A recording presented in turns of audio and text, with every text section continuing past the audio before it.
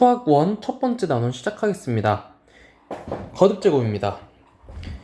자, 거듭제곱 이야기 나와 있고 지수가 자연수일 때 지수법칙 이야기하고 있는데 사실 여기는 중학교 2학년 수학이기 때문에 제가 특별히 언급할 내용은 없습니다. 만약 이 내용들이 기억이 나지 않는다면 중학교 2학년 때 공부했었던 교재를 확인해 보는 것이 중요하겠습니다. 그래서 여기서는 제가 특별히 설명을 하진 않을 거고요. 만약에 여러분들이 여기 내용들이 잘 이해가 되지 않았었다, 혹은 기억이 잘 나지 않았었다면 제가 수업에서 설명을 했었을 거고요. 앞으로도 수업에서 설명하는 방식으로 진행하겠습니다. 다만 한 가지만 언급하고 넘어가자면요. 지수법칙이라고 되어 있는데 지수가 자연수일 때라고 이야기를 하고 있죠. 자, 얘가 굳이 붙어있는 이유가요. 앞으로 우리가 배울 내용에 대한 힌트가 됩니다. 우리는 이제부터 지수를 자연수일 때 범위에서 뿐만 아니라 정수, 유리수, 실수 범위까지 확장시켜서 배울 겁니다. 이것에 대한 힌트다라고 생각하면 되겠습니다. 자, 거듭제곱근이라는 개념으로 넘어갈 건데요. 우리가 중학교 3학년 수학에서 배웠던 제곱근의 확장 개념입니다. 우리가 중학교 3학년 수학에서 배웠던 거듭제곱은요, x제곱을 a라고 했을 때 어떤 숫자를 두 번 곱해야 a가 나오느냐, 그 어떤 숫자를 구하는 것이 제곱근이었습니다. 거듭제곱근은요, 지수가 2일 때뿐만 아니라 몇 번을 곱하든 적용되는 개념이다. 그것을 거듭제곱근이라고 보면 되겠습니다. 그래서 세제곱근, 네제곱근이라는 개념이 존재한다. 이렇게 보면 되겠습니다. 개념이 확장되는 정도라고 보면 되고요. 자, 그러면요, 제곱근은 몇 개가 있었죠? 자, a의 제곱근 x는 몇 개가 있었냐라고 하면 플러스 마이너스 루트 a, 즉 양의 제곱근, 음의 제곱근 이렇게 두 개가 있다라고 이야기를 했었죠. 그럼 과연 세제곱근과 네제곱근은 몇 개가 나올까라는 것입니다. 자, 세제곱근은요 3개가 존재하고요, 네제곱근은 4개가 존재합니다. 다만 여기엔 조금 더 생각해 봐야 될 요소들이 있는데 그것들은 밑에서 이야기를 해보겠습니다. 바로 이겁니다. 실수 a의 n제곱근 중 실수인 것에 대한 이야기입니다. 이 말의 의미는 무엇일까요? n제곱근 중에는 허수도 존재한다는 뜻입니다. 그래서 아까 세제곱근은 3개가 있다라고 이야기를 했었잖아요. 실수와 허수 통틀어서. 네제곱근의 개수가 4개라고 이야기한 것도 마찬가지로 실수인 것, 허수인 것을 통틀어서 이야기를 하는 것이기 때문에 우리는 n제곱근 중 실수인 것이 몇 개냐 이런 것도 따져볼 필요가 있다는 뜻입니다. 자, 그래서 실수 a의 n제곱근 중 실수인 것을 확인하는 방법입니다. 자, n이 짝수일 때, 다시 말해서 지수가 짝수일 때를 뜻합니다. 지수가 짝수일 때는 실수 a의 부호가 중요합니다.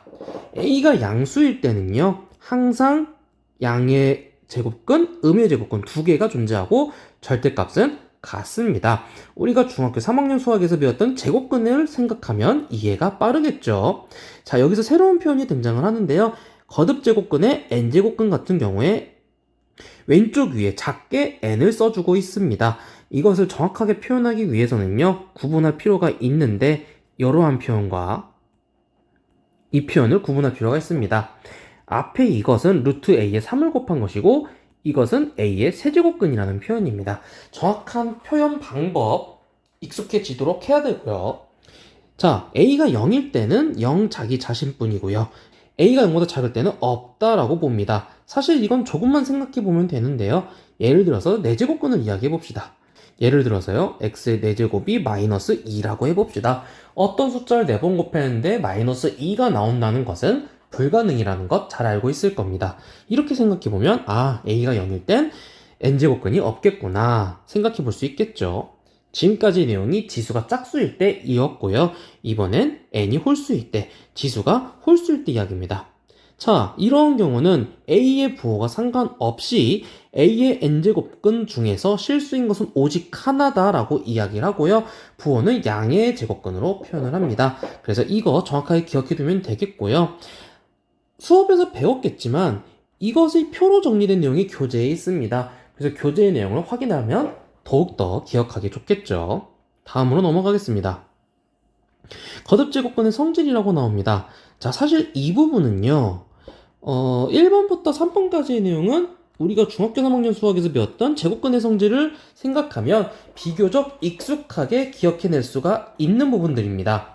n을 2라고 가정하고 생각해보면 말이죠. 그렇게 했을 때 1번부터 3번까지의 내용은 비교적 익숙하게 기억해낼 수가 있는데 문제는 4번과 5번 내용입니다.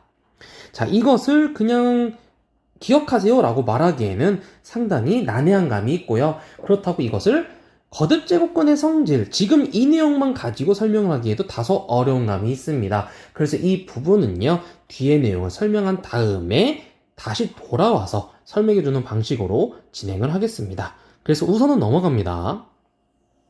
자, 앞서 이야기했듯이 지수법칙을 자연수인 범위 안에서 배웠던 것이 중학교 2학년 수학에서 배운 지수법칙입니다. 우리는요, 이제 지수가 정수일 때, 유리수일 때, 실수일 때로 확장시켰을 때 지수법칙이 어떻게 달라지는가에 대해서 이야기를 해볼 겁니다.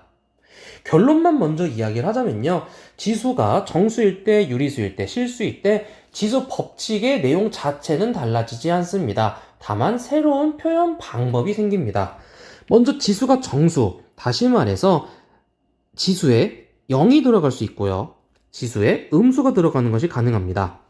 그래서 우리는 지수가 0일 때 a의 0제곱은 1이다 라고 이야기를 합니다. 그리고 지수가 음수일 때 a의 마이너스 n제곱일 때는 a의 n제곱 분의 1 분모로 내리는 표현 방법입니다. 자, 그래서 여기서 주목해야 되는 것은 이 두 번째 내용입니다. 물론 첫 번째 내용도 새롭게 등장하는 내용이기 때문에 중요한데요. 이것이 상당히 중요합니다. a의 마이너스 n제곱을 a의 n제곱 분의 1로 표현하겠다는 것이요. 이것 때문에 우리가 배웠던 지수법칙에서 어떤 부분이 달라지냐면 바로 이 부분이 달라집니다. 우리가 중학교 2학년 수학에서 배웠던 지수법칙과 내용은 같은데요. 표현 방법, 새로운 표현 방법이 생긴 것 때문에 이번 내용이 획기적으로 달라집니다. 우리가 중학교 2학년 수학에서 배울 때는 지수가 자연수이어야 했기 때문에 이 지수 n 빼기 n의 양수 음수 여부에 따라 표현 방법을 다르게 배웠어요. 하지만 이제는 음수가 나오더라도 그냥 이렇게 표현하자라고 배웠기 때문에 n 빼기 n의 순서를 굳이 바꾸지 않아도 가능해집니다. 그래서 다시 한번 정리하지만 내용은 동일합니다. 새로운 표현 방법이 생겼다는 것에 주목할 필요가 있겠습니다. 익숙해져야 하고요. 지수가 유리수일 때입니다. 마찬가지로 지수에 분수가 들어갔을 때 이러한 표현 방법이 새롭게 정의되는 것입니다. 반드시 기억해야 되는 것들이에요. a의 n분의 m이면요, 분모가 제곱근을 뜻하는 n제곱근을 뜻하는 숫자로 표현이 되고 분자 m이 지수로 들어가는 형태입니다. 그래서 지수가 1일 때는 특히 a의 n제곱근을 표현하는 방식으로 적용이 됩니다. 이 표현 방법이 굉장히 중요합니다. 내용은 앞서 말씀드렸듯이 지수가 유리수일 땐 변함이 없고요. 지수가 실수일 땐 새로운 표현 방법이 등장하지 않기 때문에 사실상 우리가 알고 있는 지수법칙이 똑같이 적용된다라고 기억하면 되겠습니다. 자, 그래서 지금 우리가 표현 방법이 새로운 걸 몇 가지 배웠잖아요. 자, 그래서 우리는 지수가 분수일 때 이렇게 루트의 형태를 쓸 수 있다라고 배웠고요. 이 내용으로 다시 앞으로 돌아가서 거듭제곱근의 성질을 설명해 보겠습니다. 4번, 5번 내용을 좀 설명해 볼 필요가 있을 것 같아요. 그래서 우선은 우리가 앞서 배웠던 내용을 써놓고 설명을 해보겠습니다. a의 n분의 m은 우리가 이렇게 쓰기로 했어요. 그리고 a의 n분의 1 같은 경우는요, 이렇게 사용하기로 하였습니다. 이 두 가지 정리해놓고 4번 내용 증명해 보겠습니다. 이거는 이렇게 쓰는 것이 가능할 겁니다. 그리고 이렇게 쓸 수 있겠죠. 우리는 지수법칙을 통해서 이렇게 되어 있는 경우는 지수끼리 곱셈을 해야 한다는 사실을 알고 있습니다. 그런데 우린 이걸 이렇게 표현할 수도 있다는 걸 알고 있죠. 바로 이렇게요. 결과 같다는 것 확인할 수 있습니다. 자, 마찬가지로 5번 내용도 증명을 해보겠습니다.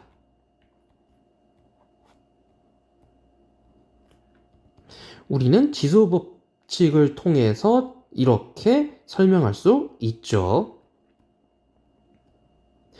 근데 분수잖아요. 지수가 분수인 상태에서는 약분이 가능합니다. 그럼 우리는 이렇게 표현할 수가 있을 것이고, 이것은 우리가 또 이렇게 표현하는 것이 가능합니다. 내용 동일한 것 확인할 수 있습니다.